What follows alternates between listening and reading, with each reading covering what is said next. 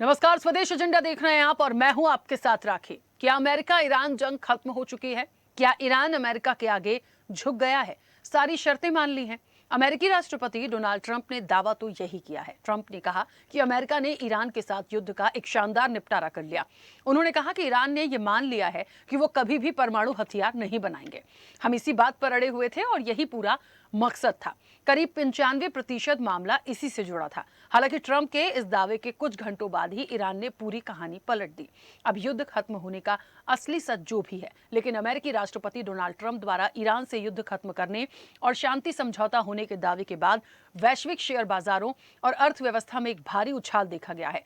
तनाव कम होने की उम्मीद से कच्चे तेल की कीमतों में लगभग 4% की भारी गिरावट आई है और इस राहत से दुनिया भर के शेयर बाजारों में रौनक लौट आई है, जो एक अच्छा संदेश है। ऐसे में क्या माना जाए कि सब कुछ ठीक होना शुरू हो गया है? आगे की परिस्थिति क्या होगी, इसी पर विस्तार से करेंगे चर्चा। उससे पहले देखिए ये रिपोर्ट।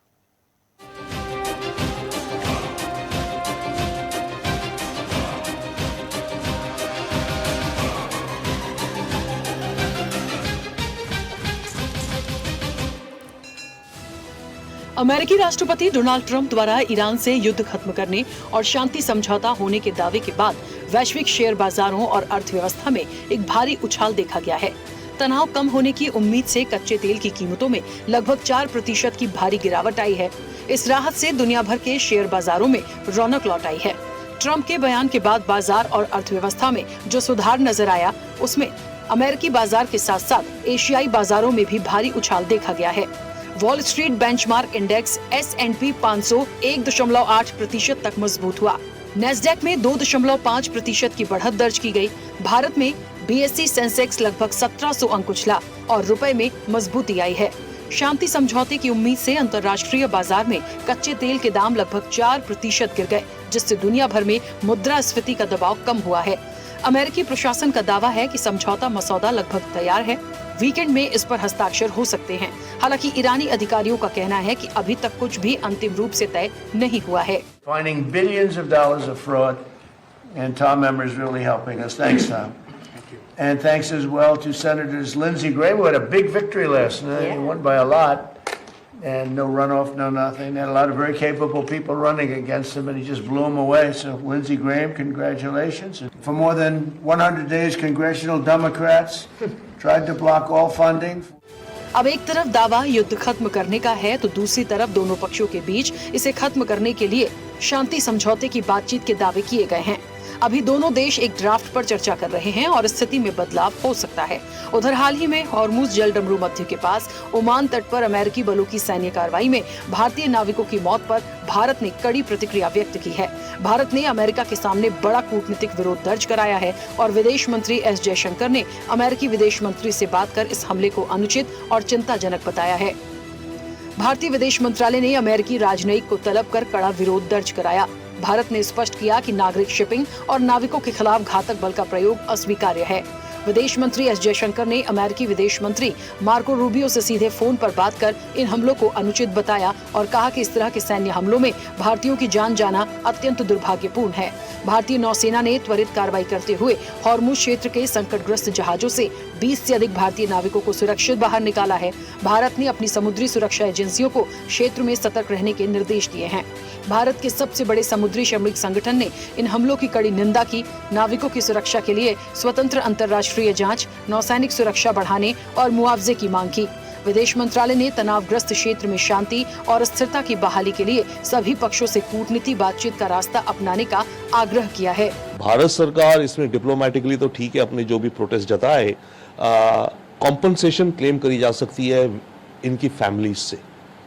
जो फैमिलीज हैं इन तीनों की, जिनका ये नुकसान हुआ है, दर्द की बात बहुत बड़ी है, पर वो एक अच्छी खासी कॉम्पनसेशन क्लेम कर सकते हैं अमेरिकन कोर्ट के अंदर, मेरे विचार से। और अमेरिकन लीगल सिस्टम इस चीज को आगे ले जा सकता है, क्योंकि अमेरिकन मिलिट्री कह रही हाँ उन्होंने कराए अटैक, सिविलियंस मारे गए हैं, ये तो इंटरनेशनल रूल ऑफ लॉ के खिलाफ है। बहरहाल मिडिल ईस्ट के इस पूरे मामले में राजनीतिक प्रतिक्रियाओं ने भी जोर पकड़ा है। इस देश का एक ही संकट है, वो है भारतीय जनता पार्टी। भारतीय जनता पार्टी हटेगी तो संकट हटेगा। हमारी विदेश नीति इतनी कमजोर है कि हम अमेरिका और ताकतवर देशों के सामने घुटने टेक रहे हैं। ये बुलाना केवल एक मैसेज देने को है देश को कि हम इतना कड़ा रुख अपना रहे हैं, लेकिन भारत अमेरिका जैसे देश का मुकाबला नहीं कर सकता है। जिस देश के सामने हमने अपनी सब पॉलिसियां बदल दी हों, हमारे देश पे न जाने कितना संकट ला दिया अमेरिका की पॉलिसियों ने, तो वो भारत सरकार क्या, उससे क्या उम्मीद करोगे आप? किसी अधिकारी के सम्मान करने से किसी की जान वापस नहीं आने वाली। देखिए, अभी देश इन लोगों से संभल नहीं रहा है। जो विश्व में अशांति है उसका सबसे ज्यादा प्रभाव अगर देखने को मिल रहा है तो हमारे देश पर देखने को मिल रहा है, और ये केवल हमारी जो सरकार है उस सरकार की नाकामियों की वजह से हो रहा है। अब अमेरिका और ईरान के बीच हुए सीधे सैन्य संघर्ष को फरवरी 2026 के अंत में शुरू होने के बाद से लगभग 3.5 महीने हो चुके हैं। अमेरिका और इजराइल के नेतृत्व में ईरान पर पहला हमला 28 फरवरी 2026 को शुरू हुआ था। अप्रैल में अस्थायी संघर्ष विराम लागू होने के बाद से आक्रामक युद्ध का मुख्य चरण समाप्त माना जा रहा है। हालांकि शांति समझौते को लेकर बातचीत और तनाव के दौर अभी भी जारी हैं। ऐसे में उम्मीद की जा रही है कि अगली कोई तस्वीर हमले से जुड़ी सामने नहीं आएगी और तेजी से हुए नुकसान की भरपाई शुरू हो जाएगी, और यदि इस बीच फिर हमला हुआ तो इसके दुष्परिणाम अच्छे नहीं होंगे।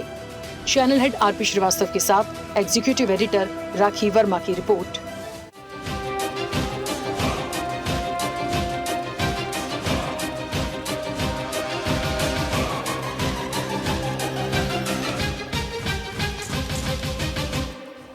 चलिए, तो युद्ध समाप्ति का जो ऐलान है उसमें कितना दम है इस दावे में, ये तो एक चर्चा का पार्ट होगा ही, और इसलिए चर्चा का पार्ट होगा क्योंकि ईरान ने तमाम चीजों के लिए मना किया था। पर ठीक है, क्योंकि डोनाल्ड ट्रंप ने इसकी शुरुआत की थी, अमेरिका ने इसकी शुरुआत की थी, तो इस चीज को समझना पड़ेगा। पहले खुद शुरू किया और अब दावा कर रहे हैं कि हमने युद्ध की समाप्ति कर दी है और सारी चीजों के लिए ईरान मान गया। अब ईरान का जो पक्ष है वो इस चीज को नकार रहे हैं। तो आगे कितना सच है, कितना गलत है, कोई और इस पर होगा काम या नहीं होगा, ये तो ठीक है, हम इस पर चर्चा में आगे बढ़ेंगे।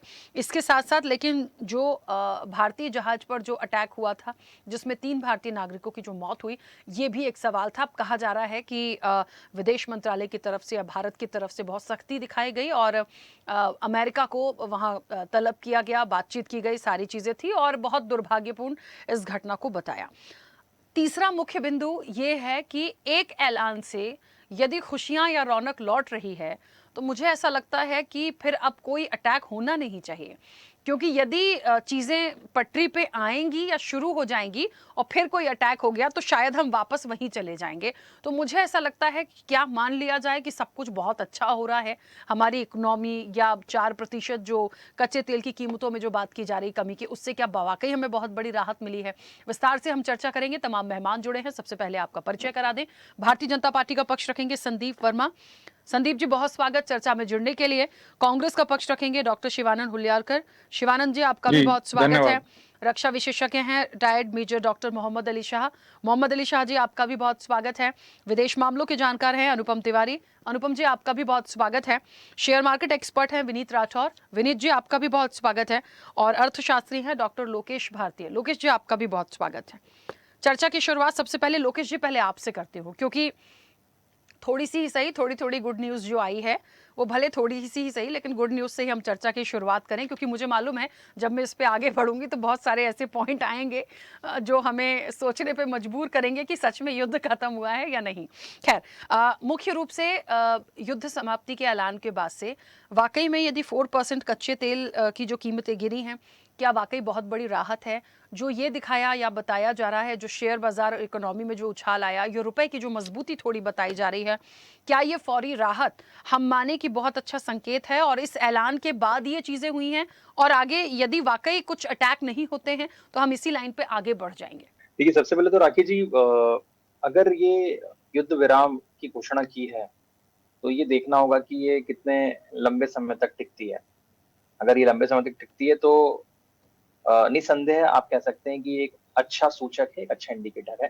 नहीं लोकेश जी, लेकिन युद्ध विराम नहीं है। युद्ध विराम मतलब थोड़े टाइम के लिए। उन्होंने युद्ध समाप्ति की बात की है और उसका सीधा अर्थ होता है कि अब युद्ध खत्म है, अब नहीं होगा। दोनों में डिफरेंस था, इसलिए मैंने इंटरप्ट किया। समाप्ति अमेरिका कह रहा है। रिपोर्ट मैंने आपकी पढ़ी और मैं भी आज पूरे दिन भर से जो है न्यूज चैनल को फॉलो कर रहा हूँ। बट आपने खुद ही कहा कि ईरान का जो कहना है वो अलग है इस पे। देखिए कभी भी जो दो पक्षीय वार्ता होती है, आपकी मेरी वार्ता हो रही है, उसमें अगर मैं कह रहा हूँ कि मेरी तरफ से चीजें समाप्त है, अगर आप वो कह रहे हो कि नहीं ऐसी कोई बात नहीं है विलोकी जी, तो संभावना कुछ बहरहाल उस पे कभी हम बाद में बात करेंगे। तो ठीक है, अमेरिका का हम मान लेते हैं कि उन्होंने युद्ध समाप्ति की घोषणा कर दी है, लेकिन इससे क्या सकारात्मक प्रभाव भारत की अर्थव्यवस्था पे हो सकते हैं, वो थोड़ा मैं एक-एक करके क्लियर कर देता हूँ। देखिए, मैंने इसी चैनल पे बताया था कि जो फॉरेन इन्वेस्टर्स हैं हमारे यहाँ पर, खासतौर पे जो एफडीआई और एफआईआई के थ्रू इन्वेस्टमेंट करते थे, उन्होंने बहुत बड़े अमाउंट में पैसा यहाँ से बाहर निकाला था। तो नंबर एक चीज की इन्वेस्टर का डर जो है वो थोड़ा सा कम होगा। और अगर ऐसा है तो धीरे-धीरे आप देखेंगे शेयर मार्केट में, जो कि आज भी देखने को मिला, ठीक है? आपको थोड़ी-सी ग्रोथ देखने को मिलेगी। दूसरी चीज़ कि जो शेयर मार्केट में एक उछाल देखने को मिला है, वो ये बताता है कि ये जो पहल है अमेरिका की, वो एक सकारात्मक प्रभाव डाल रही है बाज़ार के ऊपर।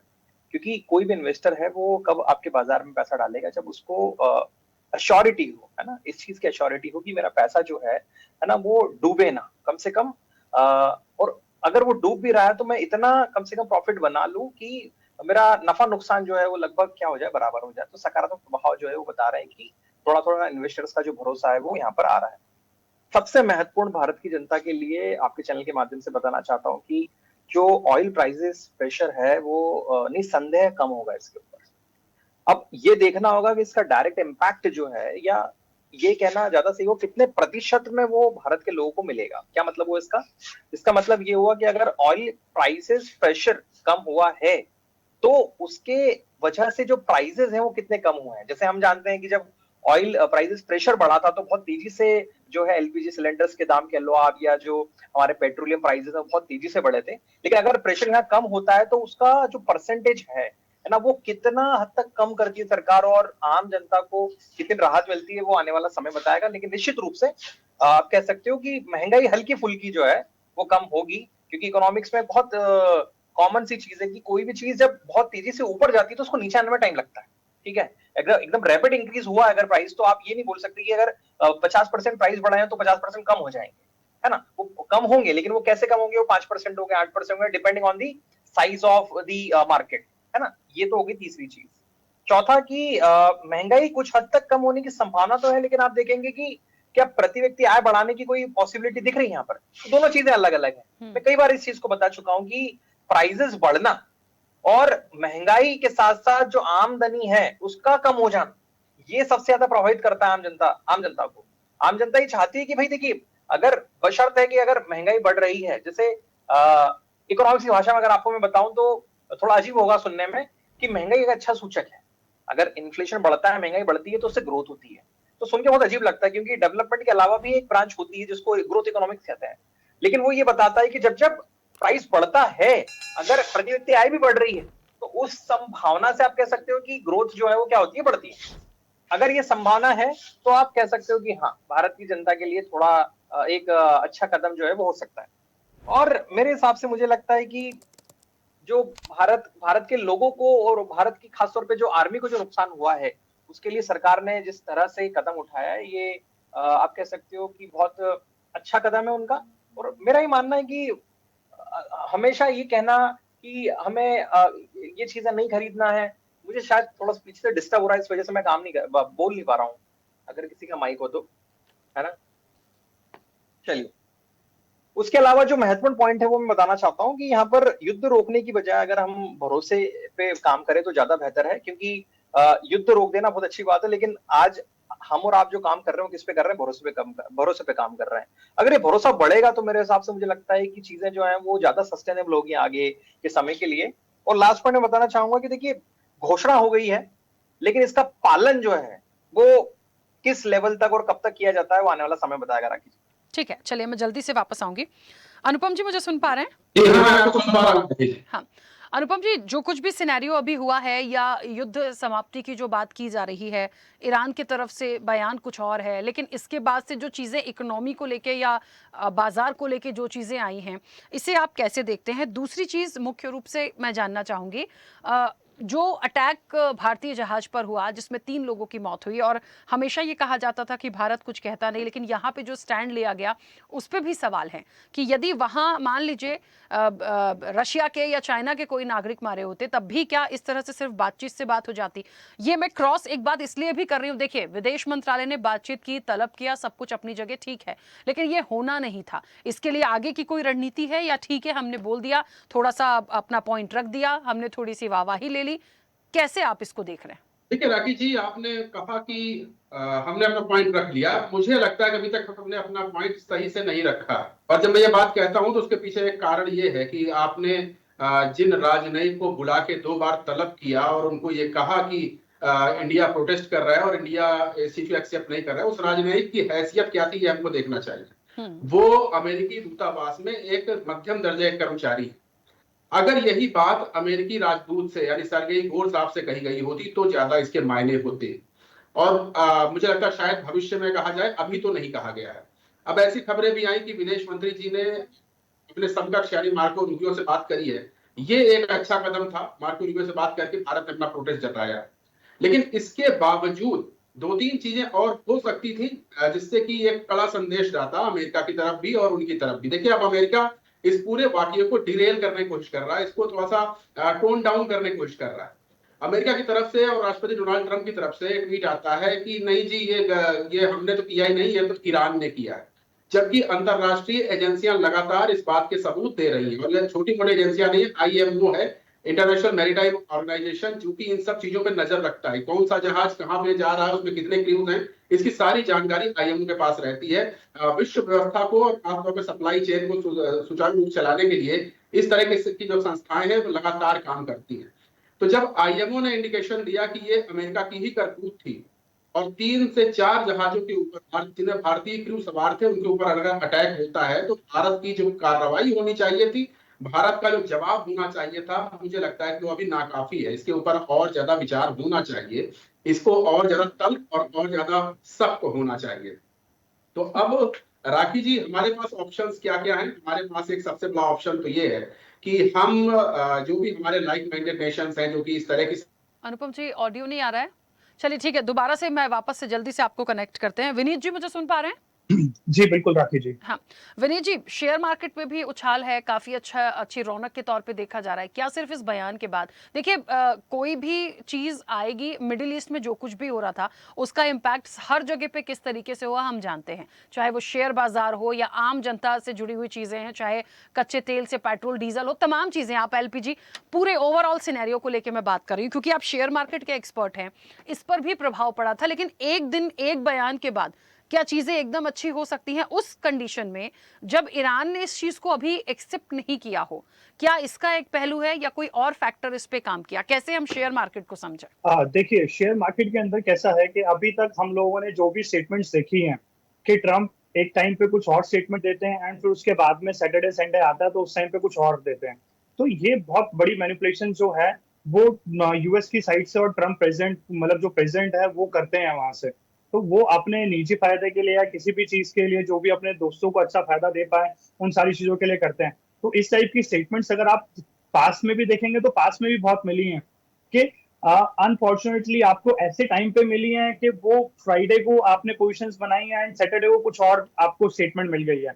एक नेगेटिव साइड पे जा रहे थे हम लोग के, वो बोल रहे थे अगर आज डील नहीं होती या इन सारी चीजों नहीं, हम इतना बड़ा स्ट्राइक करेंगे। पहले तो उनकी स्टेटमेंट ये थी कि इतनी बड़ी स्ट्राइक करेंगे, देन ऑल ऑफ सडन वो एकदम टर्न डाउन कर जाते हैं उसको और बोलते हैं कि हम लोग ये सारी चीजों को खत्म कर रहे हैं।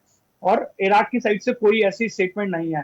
तो कहीं ना कहीं ये एक मार्केट को आप US मार्केट देखोगे आप थर्सडे के अंदर तो वो करीब करीब 2 से 3% के करीब अपसाइड पे थी और फ्राइडे सेक्शन के अंदर भी उनका पॉजिटिव था, लेकिन वही इम्पैक्ट हमारे पास में पड़ा, हम लोग 2% के करीब पॉजिटिव थे। अब कोई बड़ी बात नहीं कि इराक ने अभी इस टाइम पे हमें मतलब पूरे सबको मना कर दिया ऑफिशियली। तो ये सारी चीजें वापस मार्केट थोड़ा सा टर्न डाउन हो जाए, इतने गेन्स नहीं रहे मार्केट के अंदर। लेकिन हाँ, जब कभी भी अगर मैं एक नॉर्मल पर्सन की तरह या फिर वैसे एनालाइज करूं तो कहीं ना कहीं जब इस टाइप की ट्रेड टॉक्स मतलब कोई भी ऐसी टॉक्स होती हैं तो उसमें बहुत जल्दी से कोई डिसीजन नहीं आ पाता, क्योंकि इतने बड़े स्टेट्स के लेवल के ऊपर आप जब कभी भी नेगोशिएशंस कर रहे होते हो और ट्रंप वैसे भी बहुत नेगोशिएशंस के अंदर माहिर है, तो वो एक लंबा टाइम लेंगे इन सारी चीजों को सेटल डाउन करने के लिए, कि बेस्ट से बेस्ट कोशिश करेंगे अपनी साइड पे फेवर में आए, क्योंकि वो एक बिजनेसमैन भी हैं। तो उस चीज को लेके वो अपनी साइड से एक बेस्ट नेगोशिएशन के ऊपर डालेंगे और वहां खत्म करने की कोशिश करेंगे। लेकिन उससे पहले वो मार्केट को मैनिपुलेट उन्होंने पास में भी किया है और आने वाले टाइम के अंदर भी कर ही रहे हैं।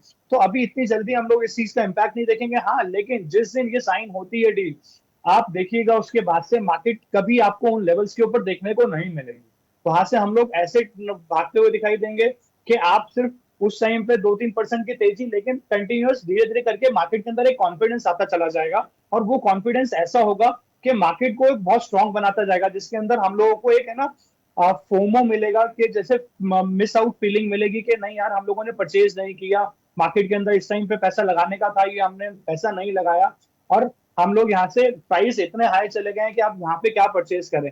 फिर उनको 100 वाली चीज 110 की होगी, 110 वाली चीज 115 की होगी, तो फिर अब हर बड़ी के अंदर लोग खरीदने लगेंगे 115 के ऊपर भी, तो फिर उससे और एक अच्छी रैली देखने को मिल सकती है, 120 125 तक स्टॉक्स जा सकते हैं। मतलब एक जस्ट एक एग्जांपल है जो मैं आपको दे रहा हूँ, तो इस टाइप की चीज है। लेकिन अभी मुझे ऐसा कुछ बहुत ज्यादा लगता नहीं कि कहीं पे बहुत जल्दी से ये कहीं पे सेटल डाउन होगी।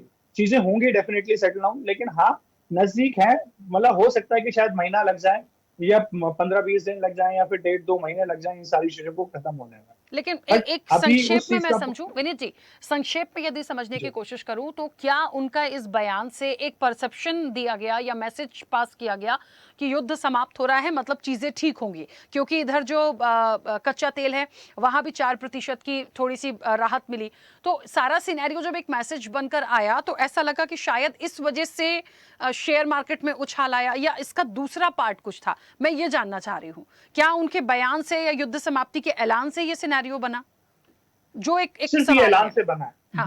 हाँ, जो ये जो सिनेरियो बना है, ये सिर्फ एक ऐलान से बना है कि उन्होंने ऐलान किया, और ऐलान की उससे क्या, क्योंकि एक दो पार्टीज हैं, अगर एक पार्टी राजी है कोई सेटलमेंट करने के लिए, तो दूसरी पार्टी को अगर वो सेटलमेंट करने के लिए राजी नहीं है तो फिर कैसे सेटलमेंट होगी? तो उसी चीज के लिए अगर वो उन नेगोशिएटिंग टर्म्स के ऊपर दोनों बराबर होंगे तभी तो सेटलमेंट होगी ना। तो सेटलमेंट है नहीं, सिर्फ ये बयान, उनके बयान की वजह से हुआ है ये सारी चीजें जो भी हुई हैं। और उस बयान के अगर इसके ऊपर थप्पा लग जाता है तो डेफिनेटली हम लोग एक बहुत अच्छी रैली के साइड पे जा रहे हैं आगे मार्केट के अंदर। लेकिन अभी तक इसके ऊपर थप्पा नहीं लगा, तो वापस हम लोग हो सकता है मंडे को एक डाउन साइड पे खोले, और ये गेन्स जो हम लोगों ने दिखाए हैं वो सारे खत्म होते हुए दिखाई पड़े। ठीक है, एक बात तो समझ में आई है, जहां से मैंने शुरुआत की थी कि वाकई में चीजें शुरू तो बहुत अच्छी हुई हैं, लेकिन कब वापस से, जब तक कोई अटैक नहीं होगा तब तक तो ये खुशियां बनाए रखिए, लेकिन कुछ हो गया तो वापस से तेजी से पीछे भी आएंगे, ये भी चीज समझ में आती है। और एक चीज पे और मुहर लग जाएगी कि फिर तो गॉड नोस कि ये पता नहीं कभी खत्म भी होंगी चीजें या नहीं होंगी, क्योंकि एक लंबा वक्त हो चुका है। और मुझे नहीं लगता, देखिए ईरान के सामने जो शर्तें रखी गई हैं ना, वो मुझे नहीं लगता वो कभी भी मानेगा, और इस पर तो चीजें कभी भी सॉर्ट आउट नहीं होंगी। ये तो मैं भी बहुत 100% कह सकती हूँ। कभी नहीं हो सकता कि आप वो ईरान मान जाए कि हम परमाणु हथियार नहीं मानेंगे, हम सारा यूरेनियम भी, ये असंभव है। और डोनाल्ड ट्रंप को इन सारी शर्तों से इतर किस चीज पे बढ़ना है तो कुछ हो सकता है। सर इतनी डिबेट्स कर ली है, इतना तो मुझे समझ में आ गया, एक चीज तो ये तय है। ठीक है अनुपम जी, अपनी बात जल्दी से कंप्लीट करिएगा, उस समय ऑडियो चला गया था। हाँ राहुल जी, मैं एक पॉइंट रखना चाह रहा था कि भारत के सामने ऑप्शंस क्या क्या। मैं पूरे अपनी बात को उन्हीं 3 सेलर्स की मृत्यु के साथ ही रख रहा हूँ, और अपनी संवेदनाएं उनके चैनल के माध्यम से पूरे देश की संवेदनाएं उन परिवारों को दे रहा हूँ जिन्होंने अपने लाल हुए हैं। तो देखिए, यहाँ पर भारत को सबसे पहले ये करना है कि जो लाइक माइंडेड नेशंस हैं, ओमान हो गया, कतर हो गया, और उस इलाके के कुछ और हमारे दोस्त हुए, यूएई हो गया, इनके साथ मिल करके एक कड़े शब्दों में एक ज्वाइंट एक निंदा करनी चाहिए, जिससे कि ये संदेश यूनाइटेड नेशन तक पहुंचे। IMO के माध्यम से हमको इंटरनेशनल कोर्ट ऑफ जस्टिस या फिर अमेरिकन कोर्ट्स के अंदर इन परिवारों के मुआवजे की मांग करनी चाहिए। ये बहुत सख्ती से करनी चाहिए। तो अगर भारत इस तरह कदम उठाता है तो ये मान के चलते हैं कि भविष्य में इस तरह घटनाएं नहीं होंगी। जैसा आपने अपने ओपनिंग कमेंट में राखी जी कहा था कि अगर ये खुदा न खास्ता चीन के साथ या रशिया के साथ इस तरह की घटना होती तब ये कि दुनिया एक बार फिर से विश्व युद्ध के मुहाने पर ही आ गई होती, क्योंकि वो इसका जबरदस्त रिटेलिएशन करते। और ऐसा इसी वजह से अमेरिका हिम्मत नहीं कर पा रहा है कि उन देशों के नागरिकों को मार सके। तो अगर भारत के खिलाफ इस तरह की हरकतें हो रही हैं तो भारत को अब सजग हो जाना चाहिए। और ये जो भी चीजें हो रही अंतरराष्ट्रीय स्तर पर, शेयर मार्केट्स का अप एंड डाउन जाना, युद्ध विराम से बैकट्रैक कर जाना। तो अगर इस तरह की चीजें हो रही है तो इसको भी भारत को समझना है, तो समझने के साथ अपना स्पष्ट एक वक्तव्य देना है, जिससे कि ये इंटरनेशनल लेवल पर एक मैसेज चला जाए कि भारत इतना इस पूरे सिनेरियो में भले ही ना हो, लेकिन उसका इफेक्ट चूंकि भारत के शेयर मार्केट पर पड़ रहा है, भारत के आम नागरिकों पर पड़ रहा है, भारत के अंदर महंगाई के दृश्य दिखने शुरू हो चुके हैं, तो भारत अब चुप नहीं बैठेगा, इसको अपने सख्त तरीके से लेगा और इसका जवाब उन शक्तियों को देना पड़ेगा जो विश्व की अपने आप को अलमबरदार कहती है। तो ये बात अगर अभी स्पष्ट अपनी बात नहीं कहेगा तो मुझे मुश्किलात का सामना करना पड़ सकता है। तो अब ये लगता है कि अब चीजें मौन रह करके नहीं बल्कि मुखर होकर के करनी पड़ेगी। बिल्कुल ठीक है, जल्दी से वापस आऊंगी। मोहम्मद अली शाह जी, मुझे सुन पा रहे हैं? जी हाँ राकेश जी, सुन पा रहा हूँ आपको। इसी चीज को थोड़ा सा आगे बढ़ाऊंगी सर, और बहुत महत्वपूर्ण बात है इसलिए क्योंकि जो भारतीय जहाज पर अटैक हो, देखिए हॉर्मुज में क्या कुछ चल रहा था, अब था इसलिए बोल रही हूँ क्योंकि फिलहाल तो कह दिया है युद्ध समाप्त हो गया, ये था तब तक लगा रहेगा जब तक अगला अटैक नहीं होता। तो जो कुछ भी सिनेरियो हुआ वहां पे, ठीक है, आप अटैक कर रहे हैं, आप ड्रोन से जा रहे हैं, आप तमाम चीजें कर रहे हैं, लेकिन मुझे ऐसा लगता है कि क्या आंखों से अंधे थे आप? आपको नहीं पता कौन से जहाज पे अटैक कर रहे हैं, कहाँ अटैक कर देंगे, कि आप भारतीय जहाज पे अटैक कर दिया आपने, बोलने के बावजूद चीजें हो रही थी, इसके पहले भी इस तरह की अपडेट आई थी। तो क्या महज जो एक तलब किया गया है या जो एक संदेश दिया गया है कि हम इसकी निंदा करते हैं, ये काफी है? देखिए जो 3 लोग मारे गए वो तो चले गए ना सर, और उस वक्त जितने लोग वहां थे उनमें से कुछ घायल भी हुए हैं, बाकी लोगों को सुरक्षित भी बचाएगा, लेकिन मुझे ये बताइए कि और ज्यादा उसमें डेथ हो जाती तो फिर क्या होता?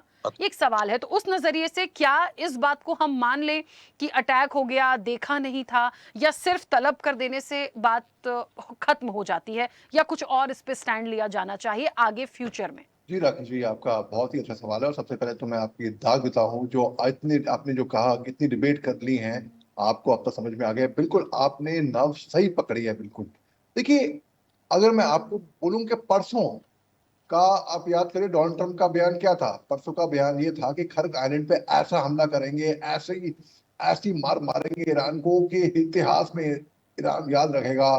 खूब जोश में थे परसों, आज की रात बस आज की रात डिसाइडिंग रात है, ऐसा हमला होने वाला है। तो हम इंतजार कर रहे थे कि भाई क्या होगा रात को। फिर अगले दिन आया, यानी कि कल बोलते हैं कि नहीं अभी फिलहाल तो हमने रोक दिए हैं, क्योंकि हम कुछ बातचीत कर रहे हैं, गुफ्तगू कर रहे हैं हम ईरान से। उसके अंदर न्यूक्लियर डील के ऊपर बात हो रही है, स्ट्रेट ऑफ हॉर्मुज पे बात हो रही है, तो देखते हैं क्या होता है। फिलहाल तो हमने रोक दिए हैं। आज डोनाल्ड ट्रंप साहब, सर आपसे निवेदन है कि बाकी लोग प्लीज इनको म्यूट करवाइए, बाकी लोगों को। ठीक है सर, एक्चुअली मुझे ऑडियो नहीं आ रहा है। मेरा रिक्वेस्ट है बाकी मेहमानों से, इससे पहले लोकेश जी ने भी क्वेश्चन उठाया था, प्लीज जिन लोगों की भी माइक अनम्यूट है प्लीज उसे म्यूट कर लीजिए, रिक्वेस्ट है मेरा। हाँ बिल्कुल। अच्छा, अब राकेश जी बात ऐसी है कि आज का बयान आता है कि हमने युद्ध विराम नहीं, जैसे आपने बताया, उन्होंने युद्ध ही समाप्त कर दिया है। ये तो बड़ी अच्छी खबर है। अच्छा, इतना बोल रहे डोनाल्ड ट्रंप साहब, तो मतलब इसको तो मैं कहूंगा अच्छा इतना, मैं ऐसे बोलूंगा उनको, क्योंकि डोनाल्ड ट्रंप साहब को मैं सीरियसली बिल्कुल नहीं लेता हूं। वाकई में ये एक नंबर के अव्वल दर्जे के छठे झूठे हैं। मेरे को बिल्कुल ताज्जुब नहीं होगा कि अगर कल कुछ और, ये हो सकता है उनकी टैक्टिक्स भी हो कि पीछे से वार करने की, लेकिन ये बहुत अच्छी खबर है। मैं उम्मीद कर रहा हूं कि जंग खत्म हो जाए, मैं उम्मीद कर रहा हूं कि ये खत्म हो बिल्कुल। अब देखिए, जैसे इन्होंने ऐलान किए, डिक्लेरेशन इन्होंने बोला, ट्रंप ने बोला कि रिपोर्टर्स को कि भाई ये कैंपेन रैली थी यूएस और ईरान की, एक फ्रेमवर्क पे बात हुई है और इससे वो प्रिवेंट करते हैं कि ईरान पे हमले करें, कैंसिल स्ट्राइक्स। उन्होंने बोला कि भाई पूरा एमुनेशन लोड था, हम फायर करने वाले थे, मगर हमने कैंसिल कर दिए स्ट्राइक्स लास्ट मिनट में। क्या आपको लगता है, कोई भी किसी को लगता है डोनाल्ड ट्रंप साहब ऐसा करेंगे कि ये तो स्ट्राइक कैंसिल करके फिर डील टर्म्स, और टर्म्स की डील उन्होंने बताई कि एक्सपेक्टेड एग्रीमेंट था जो कि फॉर्मलाइज हुआ था सून, कि यूरोप के अंदर इसके ऊपर ये इंक होएगा ये डील। और जो एंटिसिपेटेड था कि भाई मैरीटाइम ब्लॉकेज जो है मैरीटाइम ब्लॉकेड मेनली जो मैं कहूंगा तो स्ट्रेट ऑफ हॉर्मुज उसको रीओपन करेंगे, ठीक है। अच्छा, डिप्लोमेटिक पुश, यानी कि ट्रंप ने बोला है कि जो उसकी जो एडमिनिस्ट्रेशन है उन्होंने कंसल्ट किया लीडर्स को मिडिल ईस्ट से, including Israel, Saudi Arabia, UAE, Qatar, और इस नेगोशिएशन के दौरान तो और जो अभी का स्टेटस है, डिस्क्रिपेंसीज है इसके अंदर, क्योंकि ईरान का रिस्पॉन्स है कि ऑफिशियली कुछ नहीं हुआ है, अभी कुछ नतीजे पे आए नहीं है, ये ऐसा ईरान ने बोला है। ईरान ऐसा क्यों बोलेगी? अगर अमेरिका इतना भारी पड़ रही है ईरान के ऊपर कि अगर ईरान मार खा रहा है, जिसे लोग कुछ लोग कहते हैं, तो अमेरिका युद्ध खत्म करने की जल्दी में क्यों होगी और ईरान ऐसा क्यों बोलेगा? अब ग्लोबल मार्केट के ऊपर इम्पैक्ट देखिए, आपने अभी इकोनॉमिस्ट साहब ने बिल्कुल सटीक बड़े अच्छा एनालिसिस दिया। देखिए जो खबर थी वो पॉजिटिवली इन्वेस्टर्स और ग्लोबल इक्विटी इंडेक्सेस में रैली हुई, और जो ऑयल प्राइसेस हुए वो ड्रॉप हुए ग्लोबली, यानी कि ब्रेंट क्रूड ऑयल का जो कीमत की थी वो गिरी 89.48 पर बैरल, $89.41 पर बैरल, यानी कि इकोनॉमिक रिलीफ हुई इंपोर्ट डिपेंडेंट नेशन जैसे कि हिंदुस्तान के लिए तो ये बहुत अच्छी खबर है। अगर हम देखें तो एक तरीके से ऐसे अब जो मिनट अपडेट्स हैं फाइनलाइजेशन डिप्लोमेटिक डॉक्यूमेंट्स के, उसकी देरी है, यानी कि track developing coverage, major outlets, बहुत से चैनल्स जैसे बीबीसी हो गई, वाईएन न्यूज हो गई, बहुत से चैनल्स है इसको कवर भी किया है। अब डोनाल्ड ट्रंप साहब को मैं क्यों सीरियसली नहीं लेता हूं?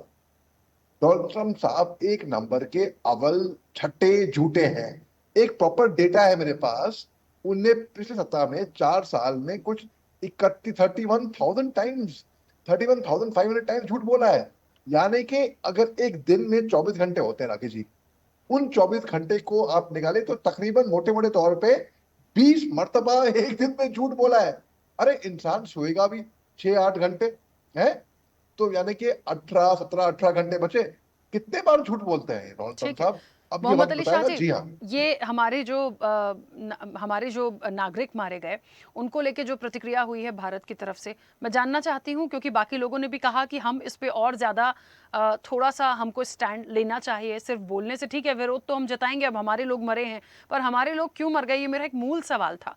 क्या दिख नहीं रहा था? क्या दिखता नहीं है? क्या उसकी जगह पे चाइना या रशिया का कोई नागरिक होता वहां उस जहाज में, तो क्या यही सिनेरियो होता? ये सिर्फ मेरा सवाल नहीं है, मैंने एक्चुअली बहुत स्टडी किया, बहुत सारे जो रक्षा के एक्सपर्ट हैं उन लोगों ने टिप्पणी करी है। तो ये सोचने का विषय, मेरा मकसद ये नहीं है कि मैं भारत पे या विदेश मंत्रालय पे सवाल उठाऊं, लेकिन हमें दूसरे नजरिए से सोचने की जरूरत है। क्या इतने आम नागरिक हैं हमारे यहाँ के, क्या आप हमारे जहाज पे अटैक कर दोगे ईरान का हवाला लेके या हॉर्मूज का हवाला लेके और मार दोगे हमारे यहाँ के लोगों को? तो ये एक मूल है, क्या हमें इस पे कुछ और करना चाहिए रक्षा की दृष्टि से? बहुत जल्दी से। आपने जी हाँ, आपने बहुत ही अच्छी बात कही है राकेश जी, और आपने वाकई में, सच में बोल रहा हूँ, आई मीन इट, आपने नब्ज पकड़ ली है पूरे देश की, पूरे देशवासियों की। और ये सवाल मेरा भी था कि क्या हिंदुस्तानियों की जिंदगी इतनी सस्ती है उनके लिए कि Indian life don't matter at all, कि एक हफ्ते में 3 हमले कर दें? और क्या आपको दिखता नहीं है? आप इतनी प्रोफेशनल आर्मी, नेवी, एयरफोर्स कहलाते हैं, आप ब्लू वाटर नेवी हैं, यानी कि आपने समुद्री तट से बाहर जाकर आप ऑपरेट करते हैं। आपने हिंदुस्तान की में फायरिंग की, जहाज पे फायरिंग करी, उनके इंजन रूम से खबर आती है ओमान, गल्फ ऑफ ओमान से 2 दिन पहले, कि भाई ऐसा हो गया है। हमारे 3 सेलर, 3 जाबाज सेलर, क्या गलती थी उनकी? और फिर बोलते हैं कि भाई हमने वो फॉलो नहीं किया जो रूट जो ईरान ने बताया था, जो भी। अरे वो तो गए ना, उनकी जान गई, वो तो किसी के बेटे थे, किसी के भाई थे, हैं? इतने कम उम्र में आपने मतलब निर्दोषों की जान ले ली अमेरिका। और ये टेररिस्ट एक्शन नहीं है क्या? तो अमेरिका ने कितने, जो मनमानी, जिसकी लाठी उसकी भैंस, अमेरिका ने कितने राष्ट्रों पे अब तक मिलिट्री एक्शन करा है अनजाने में? अमेरिका ने ईरान के ऊपर भी, देखिए एक प्लेन था, 80s की बात बता रहा हूं मैं आपको, एक जहाज था, पूरे नागरिक मारे गए उसके ऊपर, और बोला गलती से उनकी नेवी ने अटैक कर दिया, गलती से। अरे आपको दिखता नहीं है क्या? गलती से आप कैसे कर दोगे? तो इसमें खून खौलता है वाकई में कि हमने, और हिंदुस्तान की सरकार ने बहुत ही अच्छा एक्शन दिया है कि इस बार चुप नहीं रहे, बहुत ही स्टर्न, कड़क जवाब दिया है और पूछा है कि भाई आप इसके बारे में कोई एक एक्शन लिया है, हम चुप नहीं रहेंगे इसके ऊपर। राखी जी ठीक है। जी। चलिए मैं जल्दी से वापस आऊंगी। शिवानंद जी प्लीज एक सेकंड रुकिए। भारतीय जनता पार्टी की छोटी सी प्रतिक्रिया है, फिर मैं आ रही हूं, क्योंकि एक्सपर्ट आज हर विषय पर, चाहे वो शेयर मार्केट हो चाहे अर्थशास्त्री हो, उनका वक्तव्य आना जरूरी था, क्योंकि बाजारों में रौनक लौटी, इसलिए मैंने वहां से चर्चा की शुरुआत की। प्लीज थोड़ा सा रुकिएगा। संदीप जी मुझे सुन पा रहे हैं? जी बिल्कुल सुन रहा हूँ। संदीप जी देखिए, एक मामले में एक बात तो सही है कि हमारे जो भारतीय नागरिक मरे उनको लेकर हमारे विदेश मंत्रालय से सवाल गया, बातचीत गई, और हमने बिल्कुल ही इसको अनएक्सेप्टेबल चीज़ें थी, इस चीज़ के लिए हमने एक मैसेज पहुंचाया। जो कुछ भी युद्ध समाप्ति के ऐलान की बात आई है, उसके बाद से चीज़ें अच्छी हो रही हैं, खुशखबरी है। कैसे भारतीय जनता पार्टी इस चीज़ को समझ रही है, या फिर उसके बाद एक और सवाल उठा हमारे जो भारतीय नागरिकों की डेथ हुई कि कूटनीतिक रूप से, रणनीतिक रूप से हर तरह से चर्चा होनी चाहिए कि प्रॉपर तरीके से ये चीज़ें अब खत्म हो जाएं। मुझे लगता है दो पहलू हैं मेरे सवाल में। एक तो ये है कि हमारे जो नागरिक मरे, दोबारा ये चीज़ें अब ना हो, तो वो कैसे नहीं होंगी, क्योंकि युद्ध समाप्त हो गया, तो मेरे ख्याल से अब कोई अटैक होना ही नहीं चाहिए, और दोबारा भविष्य में ना करें, इस चीज़ का एक सख्त मैसेज जाए। कुछ पॉइंट्स अनुपम जी ने बताए थे, उसके अकॉर्डिंग मैंने ये बात रखी। दूसरा, क्या सच में मान ले कि युद्ध समाप्त हो गया और हमारी चीज़ें सरकार की रणनीति से बहुत अच्छी हो जाएंगी? देखिए राखी जी, जैसा कि अभी सैयद जी बोल रहे थे कि विश्वास नहीं करना चाहिए, वो है, उनमें ये कमी है ट्रंप में, मगर ऐसा नहीं है। एक इतने बड़े राष्ट्र का जो राष्ट्रपति है डोनाल्ड ट्रंप, कोई छोटा मोटा व्यक्ति नहीं है, वो है बड़े उस पर, मगर उसकी जो बातों की जो शैली है वो भी गलत है, मैं मानता हूँ, मगर कहीं ना कहीं हमें विश्वास करना पड़ेगा इस चीज को लेके। और यदि युद्ध समाप्त होता है तो राखी जी सबके लिए बेहतर है, ये अमेरिका के लिए भी बेहतर है, ये ईरान के लिए भी है, और हमारे लिए भी है, ये सभी देशों के लिए। क्योंकि इससे क्या होगा, देखिए जैसे ही ये बात आई, अब वो चाहे सोमवार को कुछ और बयान देते हैं, वो उनकी अपनी शैली है, क्या करते हैं क्या नहीं, हो सकता नहीं दें, हो सकता दें, मगर कहीं ना कहीं बाजार में रौनक आई है, शेयर बाजार उछला है, और कच्चे तेल में भी कमी आई है, जैसे कि अब आप भी चर्चा कर रहे थे, सभी लोग चर्चा कर रहे थे। तो इसका सकारात्मक हमें स्टैंड लेना चाहिए कि हमारे देश को क्या क्या बेनिफिट होंगे, या सभी देशों को क्या क्या लाभ होगा। जैसे कि आम जनता में एक विश्वास लौटेगा, क्योंकि बहुत से लोग ये डरे हुए थे कि हम हमारी गैस को लेके, हमारे पेट्रोल को लेके, डीजल को लेके, सभी। शिवानंद जी, मैं आपसे निवेदन करूंगा, आप जब से बैठे ना, वो आपका ऑडियो खुला हुआ है तो गड़बड़ हो रही है, मैं निवेदन करूंगा कि एक बार आप ये प्लीज म्यूट कर लीजिए अपना, ठीक है? तो क्या राखी जी, मैं अपनी बात पे आता हूं। तो जो भारत की जो सरकार है वो इस पक्ष में थी कि युद्ध कैसे विराम हो, शांति हो, वार्ता हो, और ये युद्ध समाप्त हो, क्योंकि युद्ध से किसी का भला आज तक ना हुआ है ना होगा। चाहे वो अब ये दोबारा लड़ें या नहीं लड़ें, लड़ेंगे तो नुकसान फिर होगा, मगर नहीं लड़ेंगे तो जो अमन चैन है, जो सभी देशों में, हमारे देश में जो जिसका लाभ होगा कि लोग कारोबार में, लोगों को आयात निर्यात में, बहुत सारी चीजों में लोगों को लाभ मिलना शुरू होगा, और हमारे मन में जो ये अशांति फैली हुई है उसे भी शांति मिलेगी कि क्या क्या चीजें हो रही हैं, युद्ध लगातार चल रहा है। तो अब ये कैसे करते हैं वो एक अलग चीज है, मगर हमें इस देश के लिए अपने बारे में सोचना है, हमें भारत के लिए सोचना है। तो जो हमारी नीति रही है, जो हमारी शैली रही है, वो हमेशा ये रही है कि हम कभी भी किसी पे ना युद्ध थोपें ना युद्ध करें। तो हमें और सभी देशों को सोचना चाहिए कि अब ये युद्ध ना ही हो दोबारा, या ना ही इस पे कोई अटैक हो, ना ही कुछ ऐसी बात हो, तो ये सभी देशों के लिए बढ़िया है जी। ठीक है। शिवानंद जी मुझे सुन पा रहे हैं? जी हाँ, अनम्यूट करिए अब। जी जी जी जी शिवानंद जी, बिना किसी सवाल के एक ही बात, आपका क्या मत है ओवरऑल आज के सब्जेक्ट पे? इसलिए क्योंकि क्या हम मान लें युद्ध समाप्ति हो गई, चीजें जो अच्छी हुई हैं वो ऐसे ही बढ़ती चली जाएंगी, और भारत ने क्योंकि सख्त रुख भी अपनाया, हमारे जो 3 नागरिक मारे गए, तो हमेशा विपक्ष को एक कंप्लेन होती थी कि भारत चुप रहता है, अमेरिका से कुछ कहता नहीं है, तो माने कि थोड़ी सी राहत मिली है आज एक जवाब देने के बाद? गुड इवनिंग राखी जी, पूरा पैनलिस्ट को नमस्कार। देखिए, कॉम्प्रोमाइज प्राइम मिनिस्टर है, पूरा देश 140 करोड़ जनता के साथ, देश के प्रधानमंत्री नरेंद्र मोदी जी आज भी विश्वासघात, एस्टीन फाइल ट्रेड डील, और जो अदानी को बचाने के लिए नाम नरेंद्र काम सरेंडर, इस तरह से जो 3 लोग मारे गए जहाज पे, उसमें बीजेपी का एक नेता था, शर्मा का बेटा भी मारे गए। कोई भी ट्वीट करता था उसका पिताजी शर्मा जी, डोनाल्ड ट्रम्प बहुत अच्छा इंसान है, बहुत अच्छा काम करते हैं, और ये वो उन्होंने Hold कर- ट्वीट किया बेटा hold कर। और नरेंद्र मोदी ने क्या किया, 10 लाख रुपए दे दिया और मरे तो मरे। नरेंद्र मोदी अलीबाबा 40 और पार्टी को कोई लेना देना नहीं है। Iran, Israel, America Donald Trump के सामने यस सर ये कितना दिन सहन करने का। अरे भाई Narendra Modi ji compromise prime minister, अब तो रुकिए। आज महंगाई चरम पर है, युवा युवती को रोजगार तो नहीं है, डीजल पेट्रोल 3 बार महंगा हो गया। क्या कर रहे मोदी साहब, रसोई गैस का क्या कर रहे, महंगाई तो कम नहीं हो रहे। और मेरे को लगता है राखी जी आने वाले दिन में पूरा देश में महंगाई और पूरा सबको भुगतना पड़ेगा। देश के प्रधानमंत्री नरेंद्र मोदी जी एक तो इमरजेंसी लेके आएंगे, नहीं है तो इन्होंने कुछ तो रोना धोना करके, जिस तरह से नोटबंदी के टाइम रोया मेरे को 50 दिन दे दो, ड्रामा करना, ये नाटक करना ये बंद कीजिए। इन्होंने जिस 3 लोग मरे हैं उसमें बीजेपी का भी कार्यकर्ता का बेटा था शर्मा, 10-10 रुपए का वैल्यू हो गया, 10 लाख रुपए का। दूसरी बात, नरेंद्र मोदी में दम नहीं है। आज रूस ईरान से ऑयल पेट्रोल डीजल लेने के लिए, गैस लेने के लिए आज भी वो लोग रेडी है, लेकिन देश के प्रधानमंत्री Narendra Modi ji compromise prime minister है। डोनाल्ड ट्रम्प के सामने यस सर करते हैं। ऑपरेशन सिंदूर के टाइम भी नरेंद्र मोदी, राजनाथ सिंह, अजीत डोभाल तीनों भी सोए थे। आर्मी का चीफ कॉल किया, कुछ भी जवाब नहीं दिया। नाम नरेंद्र कॉम्प्रोमाइज प्राइम मिनिस्टर है, अच्छा, शिवानंद जी, सरेंडर प्राइम मिनिस्टर है। एक छोटा सा सवाल है मेरा। शिवानंद जी देखिए, आप बहुत टाइम से, बहुत लंबे समय से मेरे साथ चर्चा में हैं। जब भी आप कुछ कहते हैं मैं कभी उस पर क्रॉस नहीं करती, लेकिन मुझे ये बताइए ना, कुछ अच्छा हो रहा है या मान लीजिए कुछ चीज अच्छी आ गई है, या मान लीजिए हमारे 3 नागरिक मरे। देखिए 3 नागरिक मरे हमारे, क्या अंधे थे, क्या दिख नहीं रहा था, कहाँ अटैक कर दिया, ये सवाल है। लेकिन हम ये भी तो नहीं कह सकते ना कि भारत चुप होकर देख रहा था। हमारे विदेश मंत्रालय की तरफ से भी तो सख्त रुख अपनाया गया, बातचीत की गई है और ये भी बोला गया है कि यह अस्वीकार्य है, नहीं होना चाहिए, और आगे क्या रणनीति होनी चाहिए ये भी हमारे एक्सपर्ट ने अभी बताया है।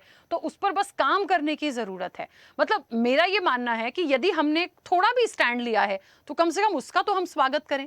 मैं इसका घोर निंदा करना चाहता हूँ राखी जी। नंबर 1, जिसने सपोर्ट किया है उसका भी मैं घोर निंदा करना चाहता हूँ, कोई भी हो। देखो देश सर्वोपरि है, इस तरह से अटैक होना ये अच्छी बात नहीं है। ऐसे गोदी मीडिया है, वो लोग दिखाए हुए नहीं। राखी जी, इससे अटैक हुआ, कौन दिखाया बताइए, कौन लोगों के बारे में जिस तरह से अटैक हुआ है, कोई भी मीडिया।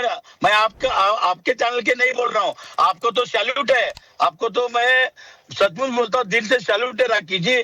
लेकिन जो गोदी मीडिया है, एक भी उन्होंने तीनों अटैक जिस तरह से उधर हुआ है वो दिखाए नहीं गए, इसका घोर निंदा करना चाहता हूँ। देश के प्रधानमंत्री नरेंद्र मोदी जी डोनाल्ड ट्रम्प को बोलने का हिम्मत ही नहीं है। अब क्या बोल रहे, देखिए पेपर लीक हो रहे, धर्मेंद्र प्रधान रिजाइन नहीं दे रहे, महंगाई चरम पर है, निर्मला सीतारमण रिजाइन नहीं दे रहे, पेट्रोल गैस रसोई महंगा हो रहे,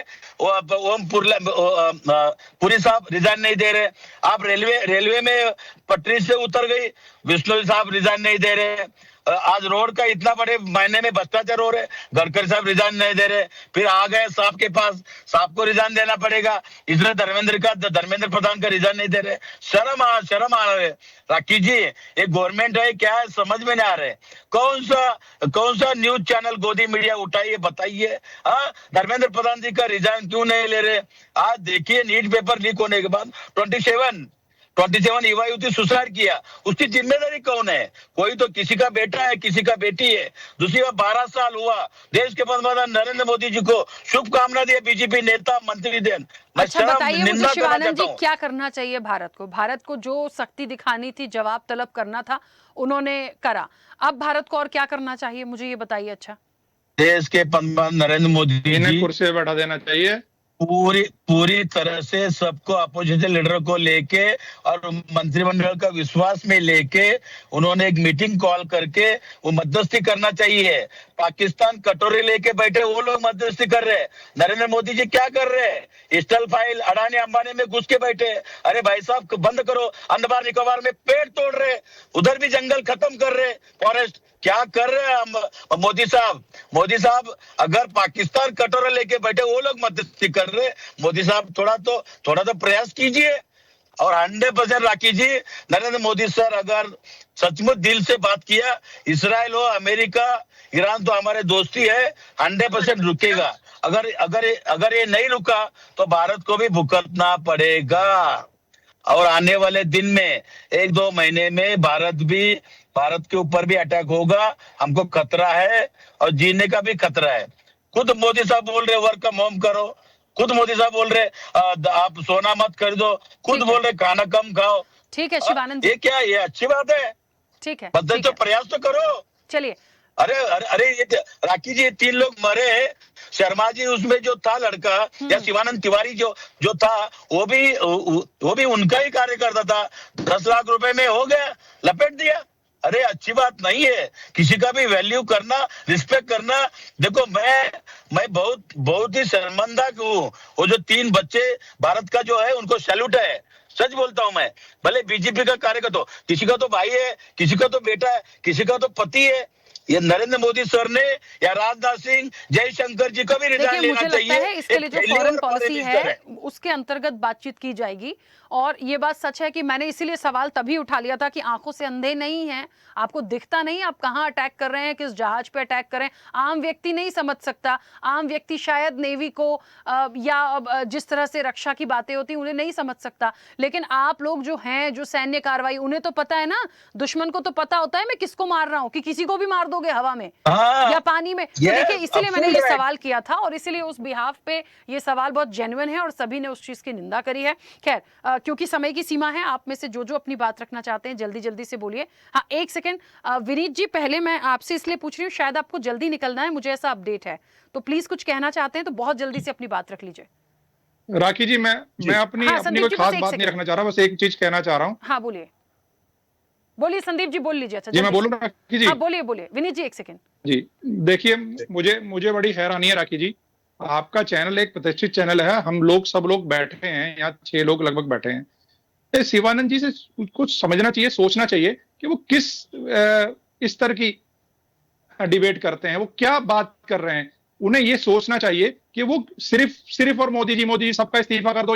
अरे जिस विषय पे हम बैठे हैं बात करने के लिए, उस विषय पे आपके पास क्या तर्क हैं, क्या वितर्क हैं, क्या सरकार के खिलाफ नरेंद्र मोदी जी उस पे अडानी ठीक है शिवानंद जी, एक सेकंड शिवानंद जी प्लीज, नहीं बाकी मेहमान बोल नहीं पाएंगे, मैं इसलिए ना पक्ष विपक्ष को हमेशा पीछे रखती हूँ एक्सपर्ट के साथ। शिवानंद जी प्लीज आप लोग ना बहुत बोलने गलत दीजिए, तरीके से शुरू, शिवानंद जी प्लीज गलत बात है, मैं क्रॉस नहीं सर प्लीज, मुझे म्यूट कराना पड़ेगा। शिवानंद जी प्लीज, समय की सीमा है, मैं बहुत सम्मान करती हूँ, मुझे अच्छा नहीं लगता किसी का माइक बंद कराओ, प्लीज रुकिए रुकिए रुकिए। राखी जी मैं मुझे अच्छा लगा आपने एक बार शिवानंद जी को टोका, मगर वो समझ नहीं पाए आपकी बात, क्योंकि वो है ना, वो एक ट्रैक पकड़ के बैठे हैं सिर्फ। नहीं उसका इस्तीफा मोदी और अडानी और अंबानी। अरे शिवानंद जी देखिए आप कांग्रेस के प्रतिष्ठित नेता हैं, आपको व्यवहारिक तरह से आपको तर्कों में बोलना चाहिए, आपको तथ्यों में बोलना चाहिए। नहीं, मैंने आपको टोका नहीं है शिवानंद जी। टोका आपने सर, मैंने आपसे मूल सवाल किया था, सम्मानित चैनल है संदीप जी, मेरे को नहीं टोका। अरे बाबा व्यक्तिगत मत लिए, मेरे पे चर्चा नहीं हो रही है कि राखी जी ने किसको टोका नहीं टोका। भाई 1 मिनट रुक जाइए, विनीत जी प्लीज अपनी बात कंप्लीट करिए जल्दी से। जी राखी जी, एक्चुअली क्या है कि अभी हम लोग जिस टाइप से मार्केट को देख रहे हैं, मार्केट के अंदर अभी हाँ एक रैली देखने को मिल सकती है, लेकिन अगर जब तक ये डील नहीं होती, डील होने के बाद में एक बहुत अच्छी रैली देखने को मिलेगी। और ये बहुत अच्छा समय भी है, अगर कहीं पे कोई स्टॉक मार्केट के अंदर इस माध्यम से मैं किसी को मोटिवेट कर पाऊं कि हाँ इस टाइम पे मार्केट के अंदर पैसा लगा दें और अच्छा निकल जाएगा आगे की साइड पे। अगर आप रशिया यूक्रेन देखिए, आज तक भी चलता आ रहा है, लेकिन कुछ टाइम के बाद में, कुछ महीनों के बाद में हम लोगों को उस चीज से कोई फर्क नहीं पड़ रहा था। तो सेम ऐसा ही कुछ टाइम के बाद में इन सारी चीजों से भी कुछ फर्क नहीं पड़ेगा। अगर इनकेस हम लोग ये बहुत कॉन्स्टेंटली होता रहा और सारी चीजें चलती रही तो बहुत ज्यादा हम लोगों को फर्क नहीं पड़ेगा। और यहाँ से वैसे ही गवर्नमेंट ने थोड़ी बहुत FIS के लिए अपना सॉफ्टन कर दिया है, टैक्सेशन वगैरह और सारी चीजों को लेके कुछ सॉफ्टन किया है, तो हो सकता है कि इनफ्लो देख सकते हैं हम आने वाले टाइम के अंदर। तो अगर वो सारी चीजें भी आती है तो मार्केट के अंदर एक ग्रोथ देखने को मिल सकती है। और इन सारी चीजों का इम्पैक्ट मुझे ऐसा लगता है कि अब थोड़ा सा कम पड़ने लगेगा इन सारी चीजों को लेके। अभी जैसा इम्पैक्ट पड़ा है कोई बहुत बड़ा नहीं है, 2-3%, 5%, 6% अगर डाउन भी चली जाती है तो उन सारी चीजों से कोई फर्क नहीं पड़ता अगर ट्रम्प की स्टेटमेंट की वजह से जाती है तो। और ट्रम्प जैसा है कि कोई भी, इनफैक्ट हमारी कंट्री क्या है, मैं पहले भी आपके चैनल के ऊपर कई बार बोल चुका हूं कि उसके खुद के जो उनके इलेक्टेड पर्सन जिन्होंने इलेक्शन दे के उनको वोट दे के और उनको वहां पे प्रेसिडेंट बनाया है, तब भी वो लोग भी उसके ऊपर विश्वास नहीं करते। इतनी खराब स्टेटमेंट्स हैं उनकी वहां पे कि वो खुद नहीं, मेरे यूएस क्लाइंट्स खुद बोले इस बंदे के ऊपर बिल्कुल भरोसा नहीं किया जा सकता। ये एक टाइम पे, अभी सिर्फ एक दिन पहले थर्सडे को उन्होंने कुछ और स्टेटमेंट दी एंड उससे रिवर्स स्टेटमेंट थी फ्राइडे को। तो कहीं कोई इनके ऊपर वो नहीं है, क्योंकि बहुत ज्यादा मैनिपुलेशन करते हैं स्टॉक मार्केट के अंदर, क्योंकि बिजनेसमैन है तो कहीं ना कहीं अपना फायदा भी देखते ही है ये, ठीक है। अपना इंडियन मार्केट के अंदर भी और इंटरनेशनल मार्केट के अंदर भी। ठीक है विनीत जी। हाँ लोकेश जी, जल्दी से अपनी बात रखिएगा। जी राखी जी, देखिए मैं सिर्फ यही बोलना चाहता, मैंने बाकी पैनलिस्ट को भी सुना और मेरे हिसाब से हम सभी का मत यही है कि देश में युद्ध नहीं होना चाहिए, किसी भी देश में युद्ध नहीं होना चाहिए। और मैं तो यहाँ तक कहूंगा कि दुनिया ने युद्ध दिया है लेकिन भारत ने बुद्ध दिया है, तो ये हमारी पहचान है। हम कभी युद्ध में बिलीव नहीं करते, हम लोग हमेशा वार्तालाप में बिलीव रखते हैं। लेकिन मेरा आपके चैनल के माध्यम से एक आप बोल सकते हो विनती है भारत सरकार को कि स्टेट ऑफ हॉर्मुज के लिए उनको स्ट्रैटेजी बनाने की आवश्यकता है। उसका मैं रीजन बता दूंगा, कुछ डेटा आपके साथ में शेयर करना चाहूंगा, 2 मिनट लगेंगे मुझे। कि देखिए आज वर्तमान में अगर हम लोग देखें तो 20 से 30% जो तेल है वो स्टेट ऑफ हॉर्मुज से इंपोर्ट होता है या गुजरता है आप कह सकते हो। उसके अलावा अगर आप देखेंगे इंडिया में 85% ऑयल इंपोर्ट डिपेंडेंसी है हमारी, मतलब 100 में से 85% हम लोग क्या कर रहे हैं, इंपोर्ट कर रहे हैं। तो ये एक बहुत बड़ा फैक्टर है और इंडिया जो है वो 3rd लार्जेस्ट इंपोर्टर कंट्री है इसके अंदर। उसी के साथ साथ अगर आज ईरान की हम लोग बात करें तो ईरान के पास में 208 अरब बैरल तेल का भंडार है, तो और लगभग 20 मिलियन बैरल जो है प्रतिदिन यहाँ से गुजरता है। तो अगर यहाँ पर आप कह सकते हो अगर भारत जो है वो स्ट्रैटेजी बनाए कि इसके लिए स्टेट ऑफ हॉर्मुज के लिए बहुत अच्छा होगा। इसी के साथ साथ जो शेयर मार्केट है और ओवरऑल अगर हम लोग इंडियन इकोनॉमी की बात करें तो एक बहुत अच्छा पॉजिटिव साइन है। तो मेरा तो मानना यही है कि आने वाले समय में अगर ये स्थिति परिस्थिति जो है वो इसी तरह से बनी रहती है ना, तो भारत के लिए बहुत अच्छे संकेत है, खासतौर पे आप कह सकते हो कि महंगाई को लेकर, उसकी अर्थव्यवस्था को लेकर और खासतौर पे उसकी इकोनॉमिक ग्रोथ को लेकर। ठीक है, हाँ कुछ कहना चाह रहे थे अनुपम जी, जल्दी से बोलिए। हाँ राखी, मैं ये कहना चाह रहा था कि आप ही के चैनल में एक कुछ महीनों पहले हमने एक डिबेट करी थी जब अमेरिका से भारतीय नागरिकों को बेड़ियों में जकड़ के लाया गया। उस समय भी हमने चिंता जाहिर करी थी कि भारत को अब समय आ गया कि प्रोटेस्ट करना शुरू करना चाहिए। अब मुझे दुख है कि यहाँ पैनल में मेरे साथ हूँ या फिर मेजर साहब हूँ या ने अच्छा प्रोटेस्ट किया, मैं इस बात से सहमत नहीं हूँ। भारत ने अच्छा प्रोटेस्ट नहीं किया। भारत अगर तब अच्छा प्रोटेस्ट किया होता तो आज 3 नागरिक न मारे गए होते। भी नहीं करेगा तो आगे ये घटनाएं अमेरिका को लगेगा कि ये तो भारत, ये तो गाजर दुनिया, इनको काटते चलिए, इनको जैसा चाहे वैसा ट्रीट करिए। तो ये चीजें एक कहीं पर तो आके रुकनी चाहिए थी। मुझे देवयानी खोबरा उनका एक वक्तव्य याद आता है, इंसिडेंट याद आता है 2013 में जो हुआ जब अमेरिका ने हमारे देवयानी को अपने यहाँ कुछ प्रॉब्लम क्रिएट करी थी, तो उसके विरोध में भारत के अंदर अमेरिकन एम्बेसी के सामने बुलडोजर खड़े कर दिए गए थे। सिर्फ किसी को मारा नहीं गया था, पीटा नहीं गया था, बुलडोजर खड़े कर दिए, बैरिकेडिंग दी गई थी और ये संदेश दिया गया था कि अगर आप नहीं के साथ कुछ गलत बर्ताव करेंगे तो हमारे पास भी क्षमता है कि हम आपके साथ कर सकते हैं। उसका परिणाम यह हुआ कि अमेरिका से बातचीत करने के लिए पूरा एक डेलीगेशन भारत आया, बात करने के लिए गिड़गिड़ाता रहा। उस समय के प्रधानमंत्री ने, उस समय के रक्षा मंत्री ने, उस समय के जो भावी प्रधानमंत्री बने मोदी जी, उनने किसी ने उस डेलीगेशन से बात करने में इच्छा नहीं जताई। तो ये कड़े संदेश होते हैं। इस बार हम क्या कर रहे हैं, एक राजनयिक को बुला रहे हैं, राजनयिक को बुला रहे हैं, उसको हम कुछ कह रहे हैं, क्या कह रहे हैं बंद करने नहीं पता है। हमें यहाँ से एक बड़ा ट्वीट, एक ट्वीट देखिए, ट्वीट करना बहुत छोटी सी बात है। एक ट्वीट विदेश मंत्री या प्रधानमंत्री की आनी चाहिए थी, सख्त संदेश जाना चाहिए था। आगे उपाय क्या है, इसके ऊपर हमको सख्त करना चाहिए। अदरवाइज वो घटना हुई भारत के नागरिकों को बेड़ियों में चकड़ने की, आज ये घटना हुई, आगे इस तरह घटनाएं और होती रहेंगी। तो मैं आपके माध्यम से सरकार से भी कहूँगा कम से कम इसको अब तो स्टॉप लगाइए। बिल्कुल, चलिए समय की सीमा है। शिवानंद जी नहीं आ पाऊंगी सर वापस, समय बहुत हो गया है। प्लीज आज बस इतना ही। आप सभी का बहुत शुक्रिया इस चर्चा में जुड़ने के लिए। देखिए विषय बड़ा है और विस्तार से जाएंगे तो बहुत सारी चीजें निकलती हैं। फिलहाल राहत की बात यह है, राहत की खबर यह है कि बाजार में जो रौनक आई है या जो उछाल आया है हमारी इकोनॉमी में, यदि इस ऐलान के बाद आया है तो अच्छी बात है। ये जो युद्ध समाप्ति का ऐलान है ये ऐसे ही रहे, कोई अटैक्स ना हो और चीजें आगे बढ़ जाएं। लेकिन दूसरी तरफ ईरान का जो पक्ष है उसको देखते हुए लगता नहीं है कि चीजें बिल्कुल ठीक होंगी और ट्रंप पर कोई भरोसा नहीं करता, जैसा कि उन्होंने कहा। उन्होंने 2-3 दिन पहले भी कुछ कहा था। तो एक सवाल तो देखिए लगा रहेगा कि सच में खत्म हुआ या नहीं। फिलहाल ट्रंप ने कहा है तो मान भी सकते हैं, नहीं भी मान सकते हैं, क्योंकि शुरुआत उन्होंने कहा था। लेकिन देखिए क्या कुछ और अपडेट 1-2 दिन में निकल कर आता है। चर्चा में इतना ही। बने रहिए स्वदेश न्यूज के साथ। सबसे पहले देश। ऐसे ही वीडियोस के लिए लाइक करें, शेयर करें, फॉलो करें। YouTube पर जाकर सब्सक्राइब कर बेल आइकन दबाना ना भूलें और ताजा अपडेट्स के लिए स्वदेशलाइव.com पर जरूर जाएं।